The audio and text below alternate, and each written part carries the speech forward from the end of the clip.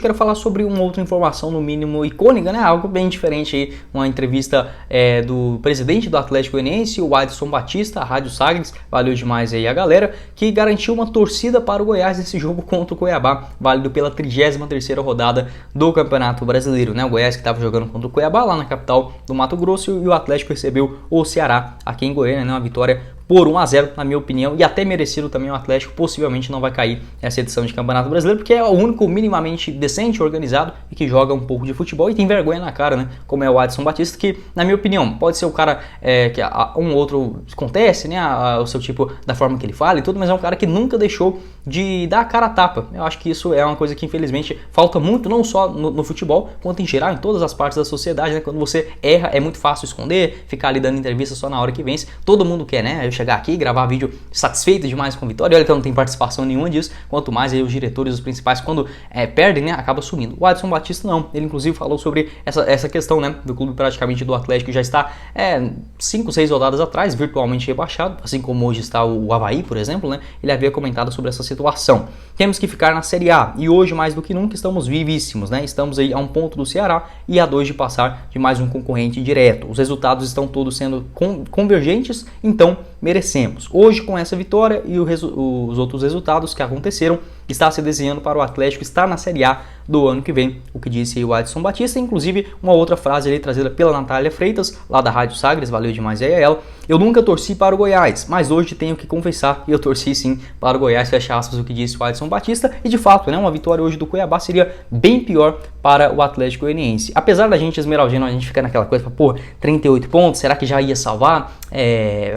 Assim, a gente fica naquela apreensão logo, né? Vamos chegar logo esses 40 pontos, o que graças a Deus aconteceu nessa rodada, com 6 jogos sem vitória ainda, né? Então o momento era muito delicado, mas para os outros clubes que estão ali mais atolados, né, na zona de rebaixamento, Avaí, Cuiabá, Atlético Goianiense, Ceará, Curitiba, eles já olham o Goiás com 38 e falam, ó, isso daí já esquece, né? Vamos focar mais nesses outros aqui, principalmente fazer a sua parte. O Cuiabá parou nos 31 pontos, caso ele tivesse vencido o Goiás, né?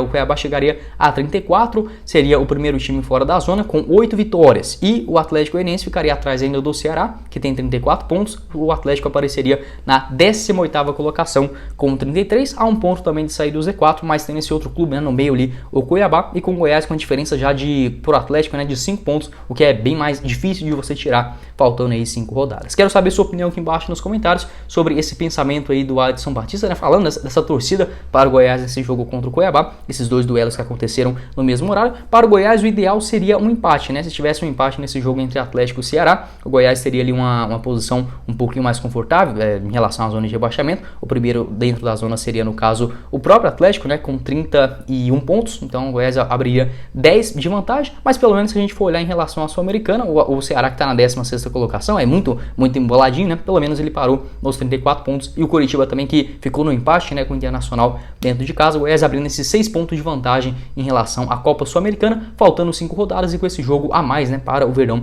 diante do Corinthians. Quero saber sua opinião aqui embaixo nos comentários sobre essa declaração e eventualmente sobre uma permanência do Atlético. Você prefere com o Goiás, obviamente, ficando na primeira divisão, é melhor que o Atlético fique, ou você não tem essa questão, pode cair e jogar com o Vila ano que vem? Pode deixar a sua opinião aqui embaixo da tabela do Campeonato Brasileiro. E para a 34ª rodada da Série A deste Brasileirão, a CBF já confirmou a data: Goiás e América Mineiro, quarta-feira, 9h45. Pelo dia e pelo horário, a gente já pode imaginar, né, a transmissão mais uma vez da Rede Globo para essa partida do Verdão. Uma pena pelo horário, né, acaba ficando um pouquinho mais tarde por conta do horário político, mas possivelmente já o último horário, né, de fato o último horário após as eleições, aí pelo menos a gente podendo assistir os jogos às 9h30 mesmo, já tá bom, já tá tarde pra caramba, né. Essa partida do Goiás que felizmente colocará uma boa grana aos cofres do maior do Centro-Oeste. Isso porque a Globo tem uma cota diferente para os jogos do Premier. Todo mundo sabe, né, o Goiás tem fechado esse contrato com a Globo, se eu não me engano agora, pode até falhar a memória, vai até dezembro de 2025 e que foi renovado inclusive no final de 2020.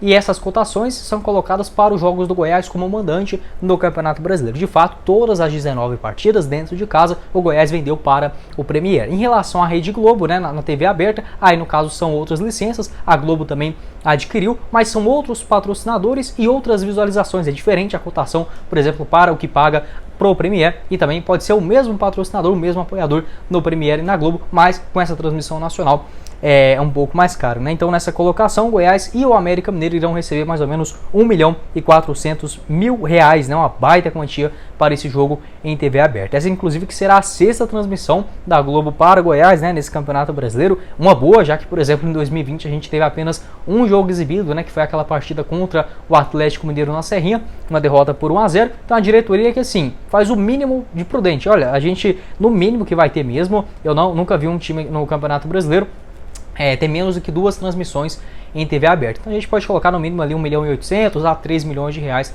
dentro dessa cotação. Em 2020, o Goiás, por exemplo, naquela partida de estreia contra o São Paulo na Serrinha, acabou que o jogo teve que ser adiado, né? E o clube esmeraldino não colocou mais ou menos naquela cotação daquela época, né? Que era mais ou menos de R$1 milhão.